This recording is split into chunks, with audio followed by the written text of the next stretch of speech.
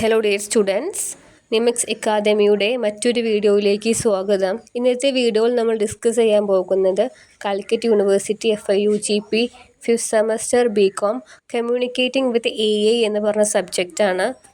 കൂടാതെ നമ്മൾ FIUGP online ക്ലാസ്സസും start ചെയ്തിട്ടുണ്ട്.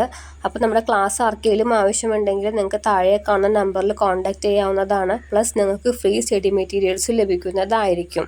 കമ്മ്യൂണിക്കേറ്റ് വിത്ത് AIയുടെ ഒക്കെ ഒരു മോഡലായിട്ട് വരുന്ന ഒരു പുതിയ ക്ലാസ്സാണ് ആർട്ടിഫിഷ്യൽ ഇൻ്റലിജൻസിൻ്റെ കമ്മ്യൂണിക്കേറ്റിംഗ് വിത്ത് AI. അപ്പോൾ നമ്മൾ കമ്മ്യൂണിക്കേറ്റിംഗ് വിത്ത് AIയിലെ വളരെ ഇമ്പോർട്ടൻ്റ് ആയിട്ടുള്ള ഒരുപാട് ഏരിയാസുകൾ ഡിസ്കസ് ചെയ്ത് പഠിക്കാൻ പോവുകയാണ്. സോ ഇതൊരു സ്റ്റാർട്ടിങ് വീഡിയോ ആണ്. നമുക്ക് മൊഡ്യൂൾ 1 ഇമ്പോർട്ടൻ്റ് ആയിട്ട് വരുന്ന ഏരിയാസുകളാണ് ഫോക്കസ് ചെയ്ത് പഠിക്കേണ്ടത്. ഓക്കെ, അപ്പോൾ ഈ ഒരു പേപ്പറിനെ കുറിച്ച് പറഞ്ഞാൽ നിങ്ങളുടെ ഒരു സ്കിൽ എൻഹാൻസ്മെൻറ്റ് കോഴ്സാണ്. വളരെ എളുപ്പത്തിൽ വരുന്നൊരു പേപ്പറാണ്. നിങ്ങൾക്ക് അത്യാവശ്യം നല്ല മാർക്ക് അവിടെ സ്കോർ ചെയ്യാൻ വേണ്ടി പറ്റുന്ന ഒരു 50 മാർക്സിൻ്റെ പേപ്പറാണ് കമ്മ്യൂണിക്കേറ്റിംഗ് വിത്ത് ആർട്ടിഫിഷ്യൽ ഇൻ്റലിജൻസ് അഥവാ AI എന്ന് പറയുന്നത്. ഇതൊരു മോഡേൺ പേപ്പറാണ്. സോ നിങ്ങൾ ആദ്യമായിട്ട് ആ ഒരു പേപ്പറൊക്കെ പഠിക്കുന്നുണ്ടാവുക FIUGP ആയ കാരണം. അപ്പം നമുക്ക് ഓരോ ഏരിയാസും വളരെ ഇമ്പോർട്ടൻ്റ് ആയിട്ട് മനസ്സിലാക്കി പഠിക്കാം. അപ്പം നമ്മൾ ഫസ്റ്റ് പഠിക്കുന്നത് AIയുടെ ബേസിക്സ്, ദെൻ ബിസിനസ്സിൽ വരുന്ന AI ആപ്ലിക്കേഷൻസ്, ദെൻ ഒരുപാട് അതിൻ്റെ അഡ്വാൻറ്റേജസുകൾ, അതുമായിട്ട് ബന്ധപ്പെട്ട പോയിൻറ്റ്സുകളൊക്കെ തന്നെ നമ്മൾ വളരെ എക്സ്പ്ലെയിൻഡ് ആയിട്ട്. ഓക്കെ, സോ നമുക്ക് ഇൻട്രൊഡക്ഷൻ നോക്കാം. ഇൻട്രൊഡക്ഷന് ആർട്ടിഫിഷ്യൽ ഇൻ്റലിജൻസ്. ഓക്കെ, AIനെ കുറിച്ചിട്ടാണ് പറയുന്നത്. നമുക്ക് ഓൾറെഡി അറിയാം AI എന്ന് പറഞ്ഞാൽ ഇപ്പോൾ ബിസിനസ് ആയാലും ഏത് ഫീൽഡ് എടുത്താലും ഒരുപാട് ട്രാൻസ്ഫോർമേഷൻസ് കൊണ്ടുവരുന്ന ഒരു ഏരിയയാണ് ആർട്ടിഫിഷ്യൽ ഇൻ്റലിജൻസ് എന്ന് പറയുന്നത്. So AI is transforming business by improving decision making, increasing efficiency, and automating routine tasks. AI is widely used in marketing, finance, human resource management, operations, and customer services. അതായത് AI അല്ലെങ്കിൽ artificial intelligence എന്ന് പറഞ്ഞാൽ നമ്മൾ പല ഫീൽഡുകളിലും, ഞാൻ ഈ underline ചെയ്ത point വളരെ ഇമ്പോർട്ടൻ്റ് ആണ്, പല ഫീൽഡുകളിലും യൂസ് ചെയ്യുന്നുണ്ട്. ഓക്കെ, ബിസിനസ്സിലാണെങ്കിൽ ബിസിനസ്സിൻ്റെ ഡിസിഷൻ മേക്കിംഗ് പ്രോസസ്സിനും, ഇതിനൊരു ഓർഗനൈസേഷൻ ആണെങ്കിൽ അവരുടെ എഫിഷ്യൻസി കൂട്ടാനും അവരുടെ ടാസ്കുകൾ പ്രോപ്പറായിട്ട് മാനേജ് ചെയ്യാനൊക്കെ കമ്മ്യൂണിക്കേറ്റിംഗ് വിത്ത് AI അല്ലെങ്കിൽ ആർട്ടിഫിഷ്യൽ ഇൻ്റലിജൻസ് സഹായിക്കുന്നുണ്ട്.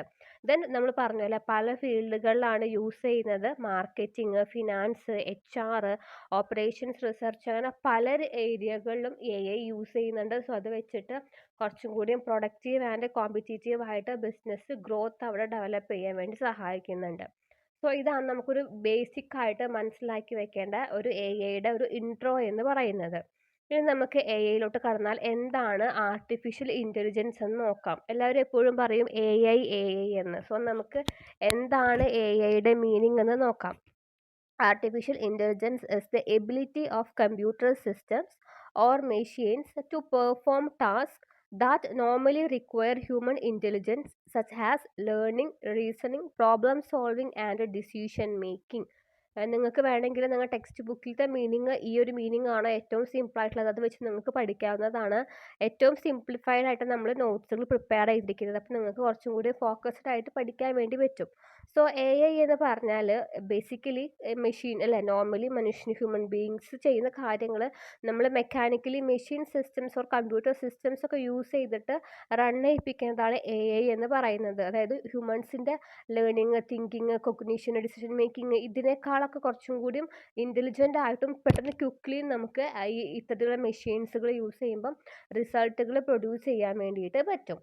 ഇനി AIയുടെ ഡെഫിനിഷൻ പറയുകയാണെങ്കിൽ artificial intelligence is the branch of computer science. Okay, it's very important branch of computer science that develops intelligent machines capable of performing tasks that usually require human intelligence. Human intelligence ചെയ്യുന്ന കാര്യങ്ങൾ ഒരുപാട് മെഷീൻസുകൾ, intelligent ആയിട്ടുള്ള മെഷീൻസുകളൊക്കെ develop ചെയ്തിട്ട് അവർ മുഖേന perform ചെയ്യിക്കുന്ന ഒന്നാണ് artificial intelligence. Okay, computer സയൻസിൻ്റെ CSൻ്റെ ഒരു ഭാഗമാണ് ആർട്ടിഫിഷ്യൽ ഇൻ്റലിജൻസ് എന്ന് പറയുന്നത്. അപ്പോൾ നോർമലി ഹ്യൂമൻസ് ചെയ്യുന്ന കാര്യങ്ങൾ തന്നെ ഈ മെഷീൻസുകൾ ചെയ്യുന്നുണ്ടാവും. നമുക്കറിയാലോ കുറച്ചും കൂടി സ്പീഡി ആയിട്ടും കോസ്റ്റ് ഇഫക്റ്റീവായിട്ടും പ്രൊഡക്റ്റീവൊക്കെ ആയിട്ട് അവിടെ ചെയ്യാൻ വേണ്ടിയിട്ട് പറ്റുന്നുണ്ടാകും. അതാണ് AIയുടെ ഡെഫിനിഷൻ പറയുന്നത്. ഇനി നമുക്ക് എന്തൊക്കെയാണ് ഒബ്ജക്റ്റീവ്സ് എന്ന് നോക്കാം. Okay, objectives of artificial intelligence.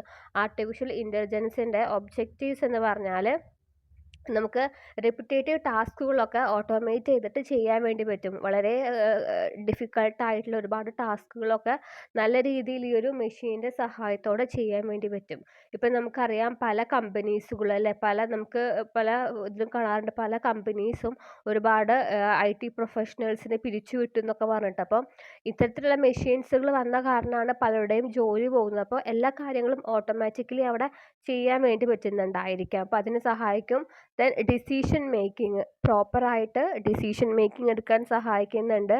Then അവർ ചെയ്യുന്ന കാര്യത്തിൻ്റെ പ്രൊഡക്ടിവിറ്റി കൂട്ടാനും അതിൻ്റെ എഫിഷ്യൻസി അവിടെ ഇൻക്രീസ് ചെയ്യാനും സഹായിക്കുന്നു.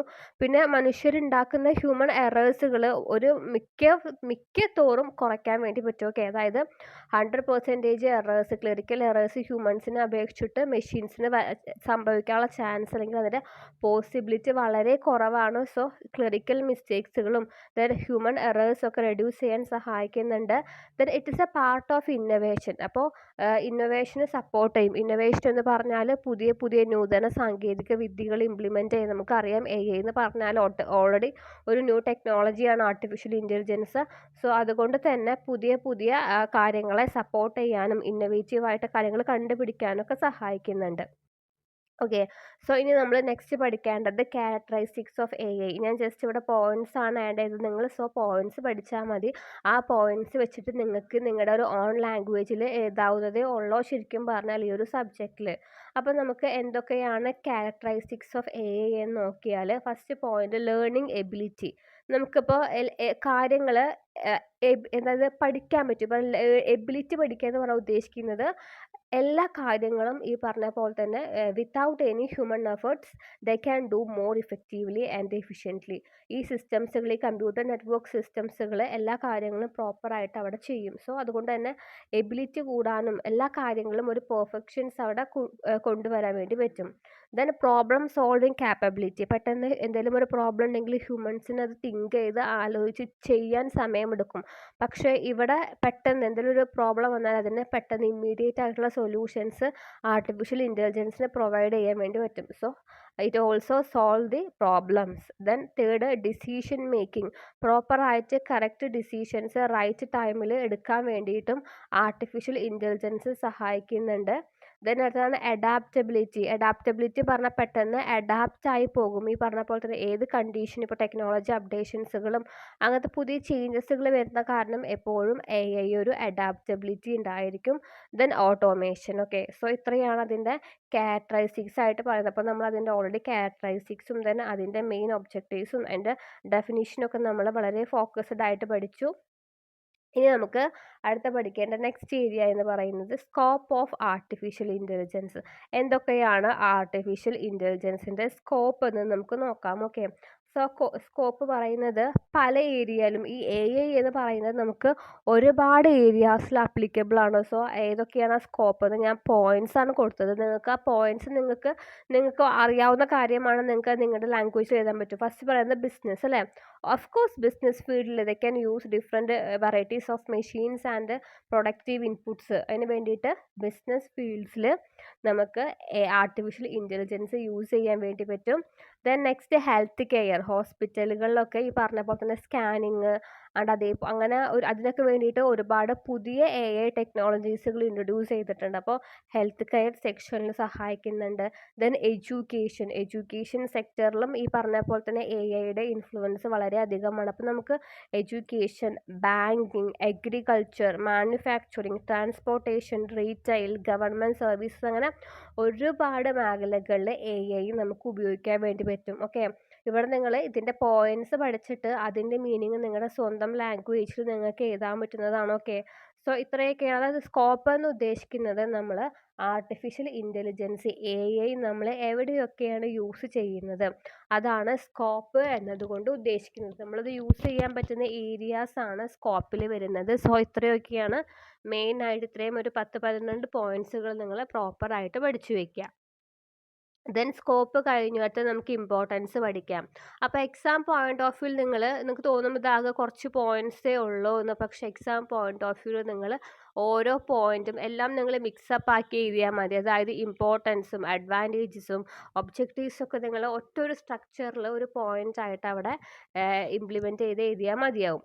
സോ നമ്മൾ ഇമ്പോർട്ടൻസ് നോക്കുകയാണെങ്കിൽ AI കൊണ്ടുള്ള ഇമ്പോർട്ടൻസ് സേവ് ടൈം അല്ലെ, നമുക്ക് മനുഷ്യനാവുമ്പോൾ ചിന്തിച്ച് സമയമെടുത്ത് ചെയ്യേണ്ട കാര്യങ്ങൾ മെക്കാനിക്കലി ആകുമ്പോൾ കുറച്ചും കൂടി ഇഫക്റ്റീവായിട്ട് നമുക്ക് കിട്ടും. സോ ഇറ്റ് സേവ് ടൈം അവിടെ സേവ് ചെയ്യാൻ സഹായിക്കുന്നുണ്ട്. ദെൻ നെക്സ്റ്റ് പോയിന്റ് ആണ് ഇംപ്രൂവ് പ്രോഡക്റ്റിവിറ്റി എന്ന് പറഞ്ഞാൽ ഓൾറെഡി സെയിം തരുന്ന ഇൻഫർമേഷൻസ് എപ്പോഴും കറക്റ്റും ആൻഡ് ആക്യുറേറ്റ് ആകും. അതുകൊണ്ട് തന്നെ പ്രോഡക്റ്റിവിറ്റി അവിടെ കൂട്ടാൻ വേണ്ടി സഹായിക്കും.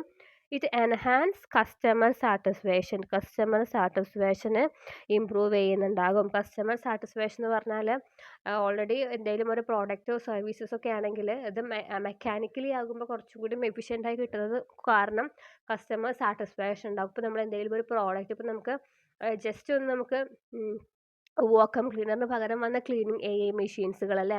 സോ ആളുകൾക്ക് ട്രസ്റ്റബിൾ ആണ്. സോ അവരെന്ത് ചെയ്യും, എത്ര എമൗണ്ട് എത്ര വിലയുണ്ടെങ്കിലും ആ ഒരു മെഷീൻസ് അവിടെ വാങ്ങാൻ വേണ്ടി വില്ലിങ് ആയിരിക്കും. Then reduce operational cost, maximum operational cost കുറച്ചുകൊണ്ടാണ് അത് അവരവിടെ പ്രൊഡ്യൂസ് ചെയ്യാൻ വേണ്ടി ശ്രമിക്കുന്നത്. ദെൻ ബിസിനസ് സെക്ടറിലൊക്കെ ആകുമ്പോൾ ഒരുപാട് ലാർജായിട്ട് ബിസിനസ്സിൽ ഗ്രോത്ത് ഉണ്ടാക്കാൻ വേണ്ടിയിട്ട് സഹായിക്കുന്നുണ്ട്. Okay, so these are the important points of the importance of artificial intelligence. It save times, improves productivity കൂട്ടാൻ സഹായിക്കുന്നു. Then enhance customer satisfaction, reduce operational cost, support the business growth. Okay, so 5 പോയിന്റ്സുള്ള നിങ്ങൾ വിഷമിക്കേണ്ട ആവശ്യമൊന്നുമില്ല. ആ 5 പോയിന്റ്സും നിങ്ങളുടെ on ലാംഗ്വേജിലേക്ക് എഴുതിയിട്ട് മുകളിൽ പറഞ്ഞിട്ടുള്ള ഫീച്ചേഴ്സിനെയും ക്യാരക്ടറിസ്റ്റിക്സിനെയും ഒബ്ജക്റ്റീവ്സിനെയും ഒക്കെ നിങ്ങൾ മിക്സപ്പ് ആക്കിയിട്ട് എഴുതിയാൽ നിങ്ങൾക്ക് അത്യാവശ്യം ഒരു 1-2 പേജോളമുള്ള ഇൻഫർമേഷൻ ആയിട്ടുണ്ട്. ഓക്കെ, നമ്മളെപ്പോൾ പഠിക്കുമ്പോഴും എക്സാം ഫോക്കസ്ഡ് ആയിട്ട് വേണം പഠിക്കാൻ. അല്ലാതെ പുസ്തകം മൊത്തം വാരി വലിച്ച് പഠിക്കല്ല, എക്സാം ഫോക്കസ്ഡ് ആയിട്ടാണ് നമ്മൾ പഠിക്കേണ്ടത്. ഓക്കെ, അപ്പോൾ ഒരു എക്സാമിനെ എങ്ങനെ മാർക്ക് വാങ്ങും ആ രീതിയിൽ വേണം പഠിക്കാൻ. ഇനി നമ്മൾ പഠിക്കുന്ന അടുത്തൊരു ഏരിയ എന്ന് പറയുന്നത് AIയുടെ എവല്യൂഷനാണ്. ഓക്കെ, അപ്പോൾ AIയുടെ ഒരു ഹിസ്റ്റോറിക്കൽ എവല്യൂഷൻ പറയുകയാണെങ്കിൽ സ്റ്റേജസ് ഓഫ് ഡെവലപ്മെൻറ്റ്. ഒക്കെ ഒരു AIയുടെ ഡെവലപ്മെൻറ്റ് എന്ന് പറയുന്നത് പല സ്റ്റേജ്, പെട്ടെന്നൊന്നല്ല AI ഉണ്ടായത്. ഇൻ്റർനെറ്റിൻ്റെ ഒരു എവല്യൂഷൻ തുടങ്ങിയത് മുതലേ ഈ AIയുടെ ഒരു കോൺസെപ്റ്റുകൾ അവിടെ വരുന്നുണ്ട്.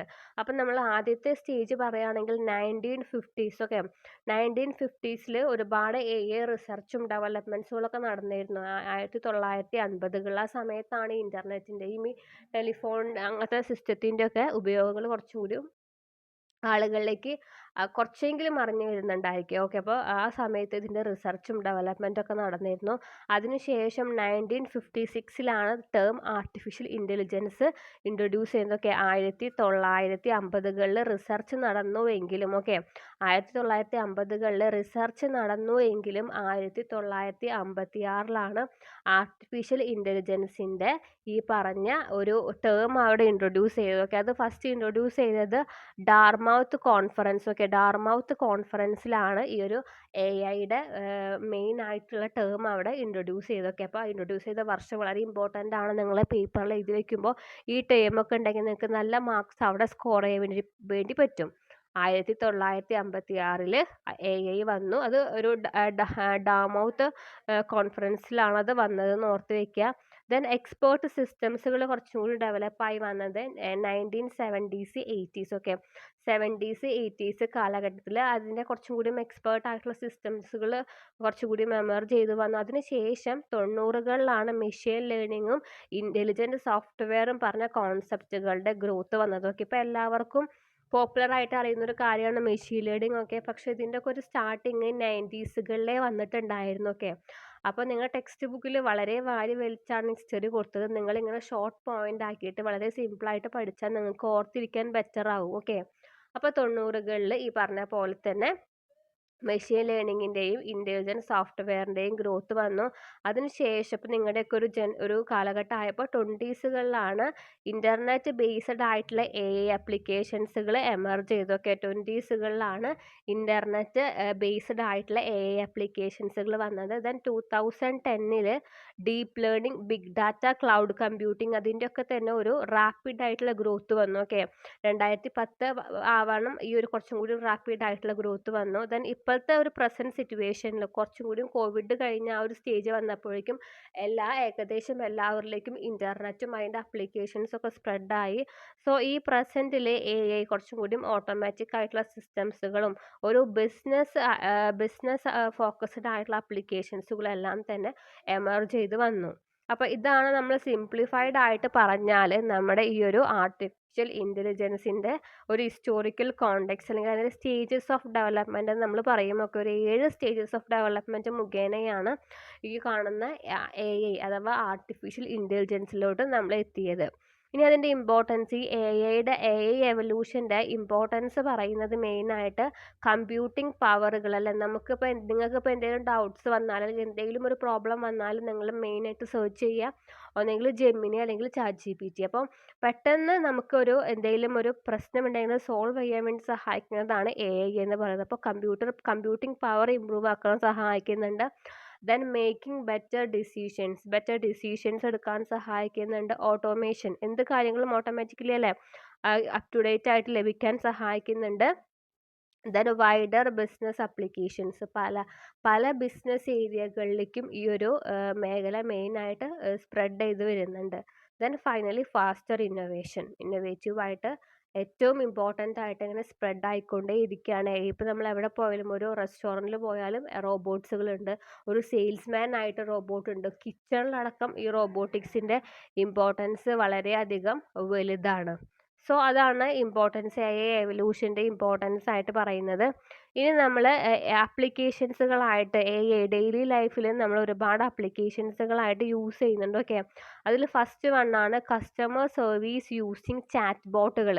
ഇപ്പോൾ ചാറ്റ് ബോട്ട്സ് എന്ന് ഉദ്ദേശിക്കുന്നത് നിങ്ങൾ വല്ല ആമസോണിലോ ഫ്ലിപ്കാർട്ടിലോ ഒക്കെ ഏതെങ്കിലും പ്രോഡക്റ്റ് വാങ്ങിയാൽ നമുക്ക് അവിടെ ഒരു എൻക്വയറിക്ക് ഒരു ചാറ്റ് ബോട്ട് കാണാം. നമ്മൾ ചാറ്റ് ചെയ്യുമ്പോൾ നമുക്ക് അതിന് അപ് ടു ഡേറ്റ്സ് ആയിട്ടുള്ള ഇൻഫോർമേഷൻസുകൾ നമുക്ക് ലഭിക്കും. Okay, so that is chat bot. Customer സർവീസിന് വേണ്ടിയിട്ട് യൂസ് ചെയ്ത ചാറ്റ് ബോട്ട്സുകളാണ് അതെന്ന് പറയുന്നത്. നമുക്ക് എന്ത് ഡൗട്ട്സും 24/7 നമുക്ക് അതവിടെ അവർ കറക്റ്റ് ചെയ്ത് ക്ലിയർ ചെയ്തിട്ട് പ്രോപ്പറായിട്ട് നമുക്ക് തരുന്നുണ്ട്. ദെൻ ഫ്രോഡ് ഡിറ്റക്ഷൻ ഇൻ ബാങ്കിങ് സെക്ടറുകളിൽ ഫ്രോഡ് ആക്ടിവിറ്റീസ് നടക്കുമ്പോൾ ഓട്ടോമാറ്റിക്കലി സൈറൻ മുഴങ്ങുന്നതും ഒക്കെ മുഴങ്ങുന്നത് ഇതിൻ്റെ ഭാഗമായിട്ടാണ്.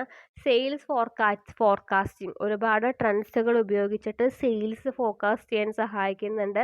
ഇൻവെൻട്രി മാനേജ്മെൻറ്റ്, പ്രോപ്പറായിട്ട് ഇൻവെൻട്രി സിസ്റ്റംസ് ട്രാക്ക് ചെയ്യാനും അത് മാനേജ് ചെയ്യും. ഇപ്പം നിങ്ങൾ ആമസോണിലോ ഫ്ലിപ്കാർട്ടിലോ ഒക്കെ പ്രോഡക്റ്റ് വാങ്ങിയാൽ നമ്മൾ ട്രാക്ക് ചെയ്യും നമ്മുടെ ആ ഒരു